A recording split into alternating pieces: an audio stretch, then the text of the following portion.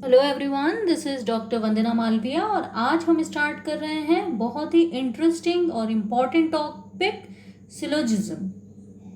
Syllogism क्या होता है, क्या इम्पोर्टेंट रूल्स हैं इस टाइप के क्वेश्चन को करने के लिए, देखते हैं। आप देखिए रूल नंबर 1 क्या कहता है। Rule number 1, all pen are pencils. तो इसका वेन डायग्राम अगर हम बनाना चाहें तो कैसा बनेगा, देखिए आप।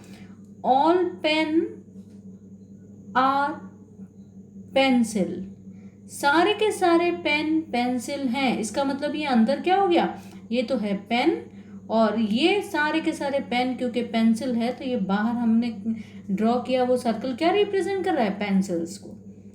क्लियर है। अब देखिए अगर सेकेंड स्टेटमेंट है सम पेन आर पेंसिल्स, कुछ पेन पेंसिलें हैं। तो कुछ पेन पेंसिल है तो इसके लिए डायग्राम जब ड्रॉ करेंगे तो हम कैसे करेंगे, ऐसे। सपोज ये जो सर्कल है वो पेन को रिप्रेजेंट कर रहा है, तो कुछ पेन पेंसिल्स हैं और ये है हमारी पेंसिल। तो पूरा का पूरा पेन तो पेंसिल है नहीं, तो कुछ पेन पेंसिल है, तो हम डायग्राम कैसा ड्रॉ करेंगे, इस टाइप से। थर्ड है नो पेन इज पेंसिल, कोई पेन पेंसिल नहीं है। कोई भी पेन पेंसिल नहीं है, इसका मतलब पेन और पेंसिल में कुछ भी कॉमन नहीं है। तो इसके लिए जब हम वेन डायग्राम बनाने जाएंगे तो कैसा बनेगा, इस टाइप से। तो इसी को हम रूल नंबर 1 की तरह याद रखते हैं। ऑल पेन और पेंसिल्स मीन्स एक सर्कल और वो सर्कल पूरा का पूरा दूसरे सर्कल में लाई करेगा। सम पेन और पेंसिल, तो दोनों सर्कल में कुछ पोर्शन कॉमन रहेगा। नो पेन इज पेंसिल, तो दोनों ही सर्कल्स बिल्कुल अलग अलग बनेंगे। क्लियर है। चलिए देखते हैं नेक्स्ट रूल। एक फिगर यहां पर दे रखा है। जो इनर सर्कल है उसमें ए, देन बी, देन सी और फिर लास्ट जो है सबसे बिग सर्कल उसको मार्क किया हुआ है डी। इस वेन डायग्राम और इस फिगर को देखते हुए आपको ये कुछ स्टेटमेंट दे रखे हैं। आप ये बताएंगे कि इसमें से कौन सा स्टेटमेंट ट्रू है और कौन सा फॉल्स है। इसका मतलब कौन सा राइट है और कौन सा रॉन्ग है। देखिए आप first statement, all A are B, क्या ये सही है। ए पूरा का पूरा किस में है, बी में है ना, ए वाला सर्कल बी में ही तो है। तो ऑल ए आर बी बिल्कुल सही, तो इसको हमने कर दिया, क्या कर दिया, इसको हमने राइट कर दिया। ऑल ए आर सी, ए सी में भी है। ए देखिए पूरा का पूरा बी में है और ए फिर बी सी में है, तो ए तो सी में हुआ ही, तो ये भी सही हो गया। All B R D, all B R D बिल्कुल सही। नेक्स्ट ऑल डी आर ए, अब देखिए डी तो बाहर वाला सर्कल और ए सबसे interior circle. All D are A, क्या ये हो सकता है, नहीं, उल्टा तो कभी होगा नहीं।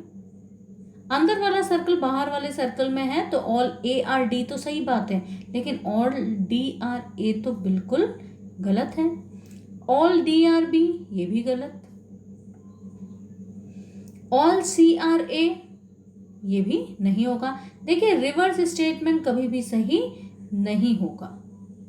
क्लियर है, रिवर्स स्टेटमेंट कभी भी सही नहीं होगा।